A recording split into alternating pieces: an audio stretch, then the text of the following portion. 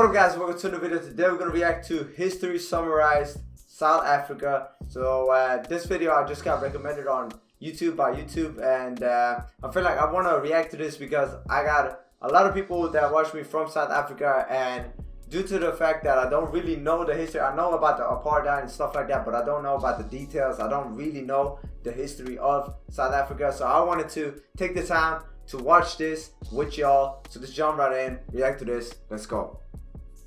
European empires coming in, throwing... One historical legacy that nearly all of Africa shares is that of colonization. Big European empires coming in, throwing down arbitrary borders, and exploiting the indigenous Africans in their quest for continental domination. And yeah, when the map looked like this in the 1900s, it's pretty hard to not picture those imperialist scenes in your mind. But as with most things in Africa, big sweeping characterizations obscure much more complex realities. There are myriad corners of the map where the relationship between native and newcomer was far more complex, and few places where that dynamic had bigger long-term implications than South Africa. Home to an astonishingly bustling web of narratives in the past few centuries, the southern end of the continent is a prime example of how Africans have taken and retaken the reins of their story. Now, before I spend any more time pontificating in this intro, I have a lot of ground to cover, so let's do some history. Recognizably, human settlement in southern Africa is about 500,000 years old, with anatomically modern Homo sapiens evolving around 200,000 years ago during the Middle Stone Age. Eventually, and we're talking about human evolution here, so that is a long eventually, there was some new technology in town. As the 1st or 2nd century BC saw the arrival of agriculture into southern Africa, and the early centuries AD brought ironworking. In the southwest, semi-nomadic pastoralists domesticated livestock and cultivated small plants, while the east saw larger and more permanent settlement after the arrival of the Bantu peoples from Central Africa. These groups brought with them the handy knowledge of how to make and use iron, which made farming significantly easier and helped their urban settlements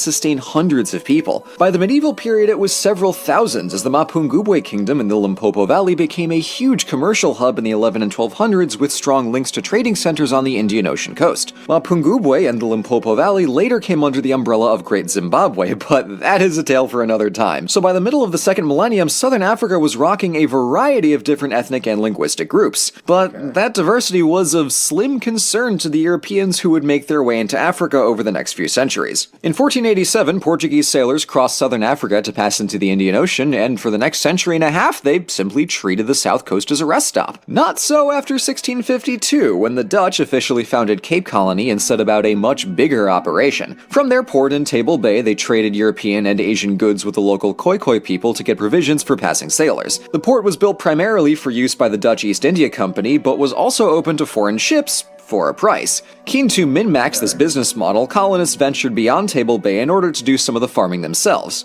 Easy money. The problem was that the Khoikhoi were slightly nomadic, moving around seasonally just as the early pastoralists in the region had done. But when Dutch farmers, or Boers, wandered onto a nice plot of land that wasn't occupied right this very second, they assumed it was finders keepers. When the Khoikhoi politely informed them that the land was, in fact, theirs, the Dutch revised their initial statement to conquerors' keepers and fought 2 wars between 1659 and 1677 to assert their claim. This would start a bit of a trend as Boers pushed further in.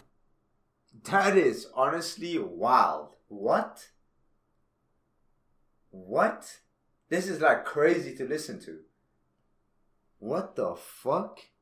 Oh no, you guys were not there. Even though you guys seem to live here in some seasons, like, we don't give a fuck. Like, hey, don't tell us you don't live here. We are gonna take it. What the fuck? That's crazy. And land with the specific intent to stay. The accidental importation of smallpox in 1713 hit the Khoikhoi especially hard and significantly widened the... Let me just pause there because I want to read this. Over time, northern Africans had developed many of the same immunities as Europeans, but southern Africa was a ways away and very new to these old world diseases. Okay.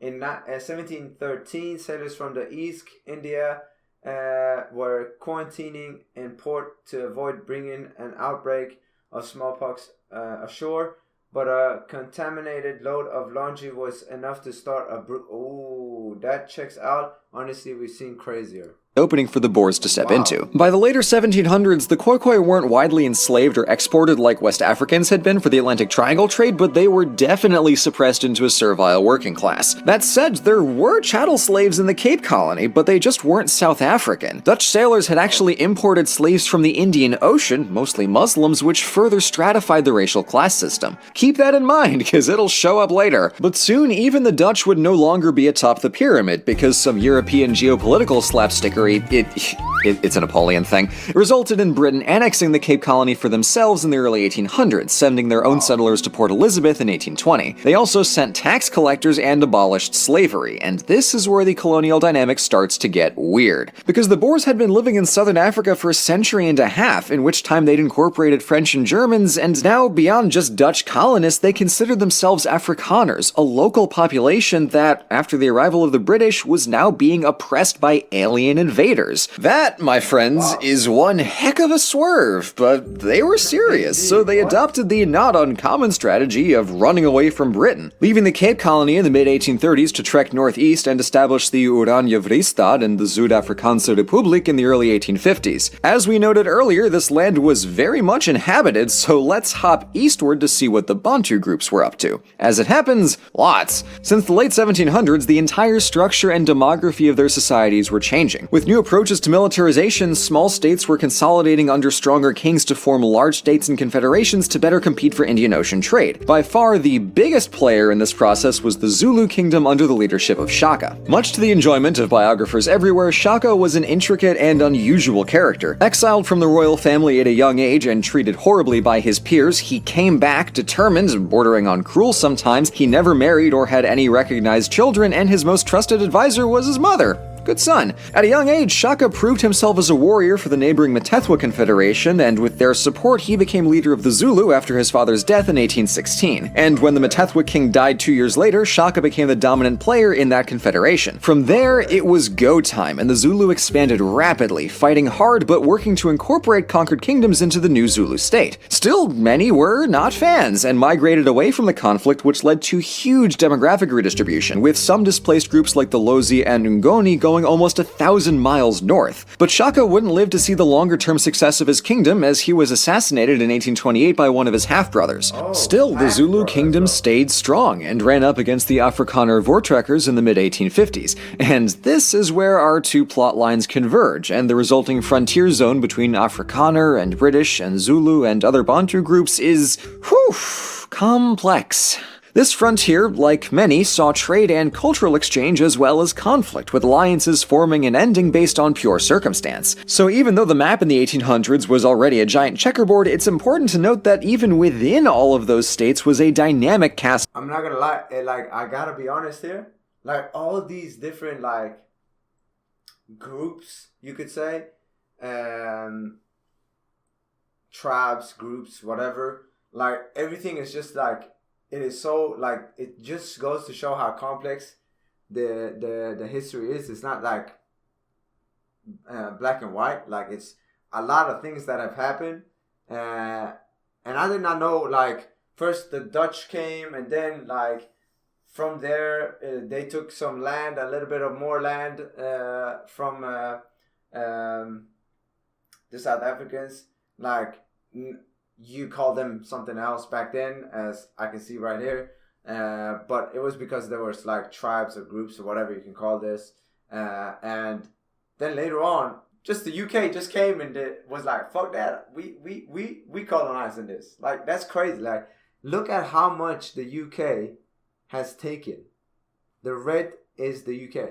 That is of players. The southern coasts didn't just turn oops all British after they started pushing inland. Many of the absorbed groups were able to carry on more or less as they had been, such as the Basutu up in the Drakensberg Mountains, who had formed an alliance in the wake of the Zulu conquests and became an autonomous British protectorate in 1868. The Zulu, however, weren't about to take that offer, and rather preferred to kick the pants off of anyone who tried to muscle in on their land. Unfortunately, Britain took that as a challenge. In 1879, they invaded Zulu land but suffered a fierce defeat defeat at Isandlwana, losing 2/3 of their soldiers and instantly making Zulu a worldwide byword for valor and strength against colonial aggression, with even the British Army holding them in a kind of dreaded reverence. Later that year, Britain returned with 5 times the soldiers, leaving absolutely nothing to chance. By the summer, the Zulu had been defeated, their kingdom partitioned, and the last major Bantu state conquered. From there, the last obstacle to dominating the subcontinent were the Boers in the north, who had just made the literally earth-shattering discovery of diamonds and gold in the Orange Free State and Transvaal. So, naturally, Britain did the shitty shoot grabby grab. First failing in 1881 and then succeeding in 1902 with the help of 500,000 soldiers from across the empire. In 1910, the disparate British colonies were reorganized into the Union of South Africa, and it wasted precisely 0 time restructuring the mines for peak efficiency. What began as a simple resource rush now developed into a highly organized and ultimately nation-defining industry, with no piece of South Africa untouched by the consequences of mining. The almost inconceivable power of these mining enterprises was largely a product of control over the outbound supply of diamonds so that the prices would stay high, and over the wages, workspace, and even living conditions of the miners who dug and refined it all. This was especially hard on black South Africans from outside the posh city centers, who left their rural families to do dangerous, labor-intensive gold mining work for extremely low pay because even that was still the best option. And it was probably harder on the women, who had to take care of the entire family and do the farming. In the early 1900s, South Africa was definitely not being subtle about the unequal distribution of lands, the rampant wage discrimination, or the white monopoly on political power. This wasn't slavery, but it was a very robust system of discrimination, which history has come to know as apartheid. This overtly white supremacist ideology became official policy after the Afrikaner Nationalist Party won the elections of 1948. But the economic, social, and political mechanisms that enabled apartheid were already hard at work in the decades prior. What changed here was their intensity and the rigid legal framework intended to make this system permanent. Interethnic marriage was outlawed, schools taught black people they were inferior to whites, blacks needed special permission to go anywhere, and every conceivable public and private amenity was segregated down to the damn stairs. While depriving black people of power, resources, or the simple ability to enjoy public life, the Nationalist Party knew they needed black labor to sustain the economy. So when black civil rights and labor groups recognized this and began campaigning against apartheid, the government responded viciously, banning all I gotta say here is, these people right here, heroes. Heroes right here. Heroes right here. Wow. I knew it was bad. I knew apartheid was crazy bad. Unbelievably bad. Unbelievably unjust. Unbelievably. But holy shit. Holy shit. Hey, y'all South Africans, bro. Y'all are some champions. Like, you guys have, like, you people have gone through a lot, man. This right here, these people right here, all these people you see in the picture, all these people right here, everybody, heroes. Because they did it for, they did what they felt like, hey, not even felt, like they did what they knew was right. You know what I mean? Like, being treated like you are non-human, like that you're not human enough, or like you don't deserve to live life as everybody else. It's like, I can't even imagine going through that. I can't even imagine, bro. Like, that is unbelievable. Like, bro, what? They had stairs that said non-Europeans only, Europeans only. Is this in Dutch? Net jij blankes, net blankes. I guess. But this is crazy. Unbelievably crazy. Let me read this. Sources or the simple ability to enjoy public life, the national... All Africans over the age of 16 must produce a passbook on demand by policemen. Okay. Under no circumstances may an employer pay Africans the same rates as whites, even if they do the same work and work. What is this? No African may strike for any reason whatsoever. The Nationalist Party knew they needed black labor. Let me just keep on reading this. Any African who takes a job outside his town even if he has lived there for 20 years, must leave that town within 72 hours. Bro, what am I reading? Unless they have obtained a special permit to do so, a white person and a non-white person may not under any circumstance drink a cup of tea to...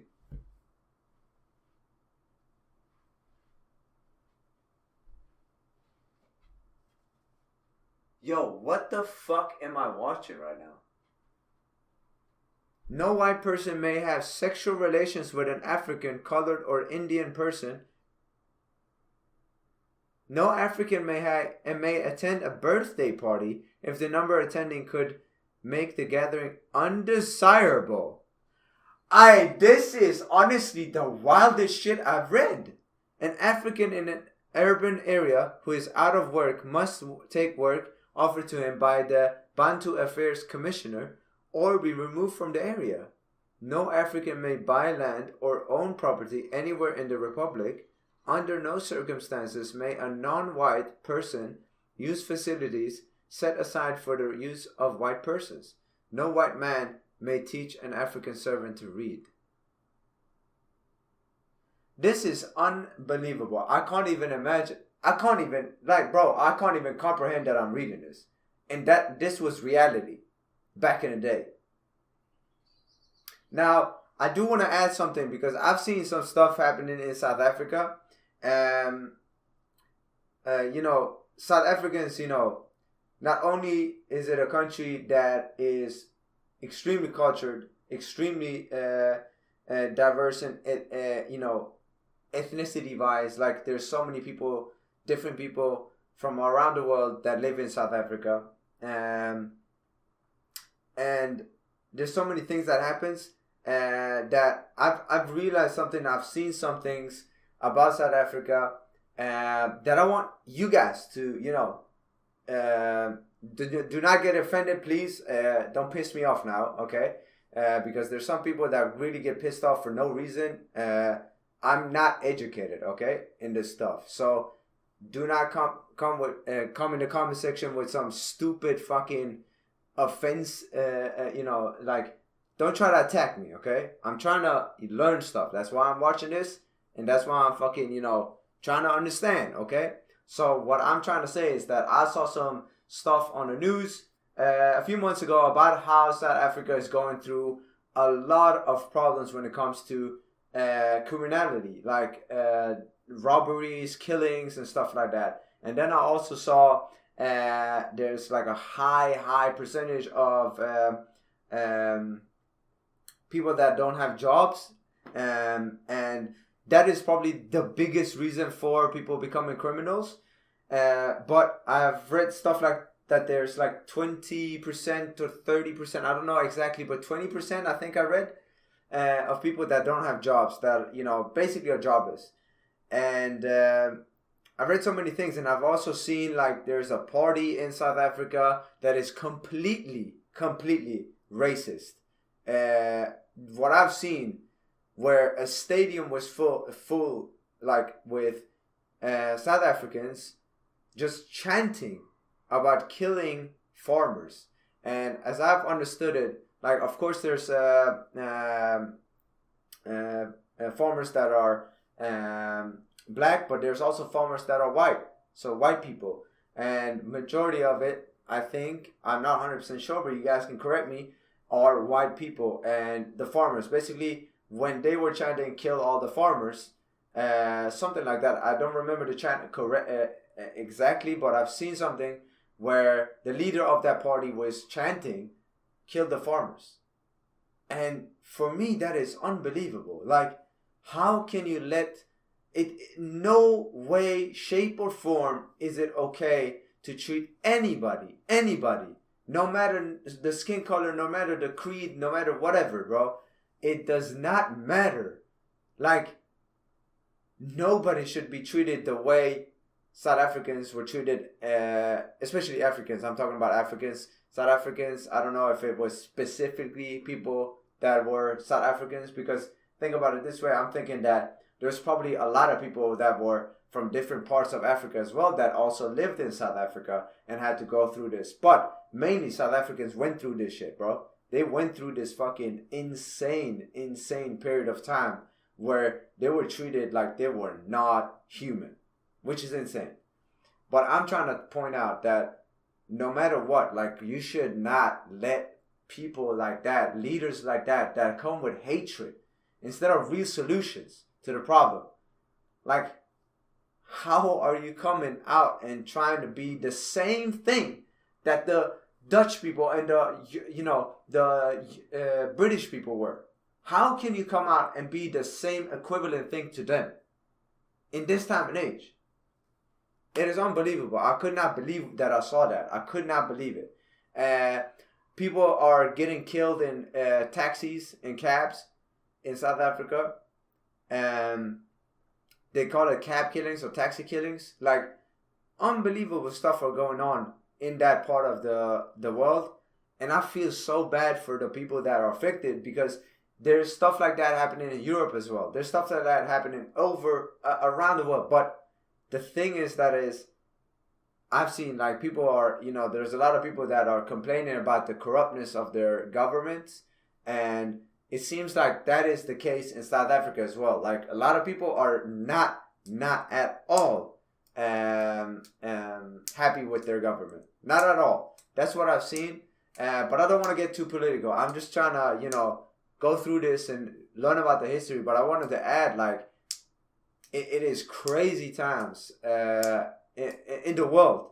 Like, not only in South Africa, it is crazy times in the world. A lot of stuff going on. Just yesterday, it's Saturday right now when I'm reacting to this. Just yesterday, we saw Trump and Zelensky going at it, and they started arguing live in front of everybody, live in front of cameras. And those type of, discussions should never have been put on TV ever, because it's too, it's too sensitive. But other than that, like, there's so many things going on in the world.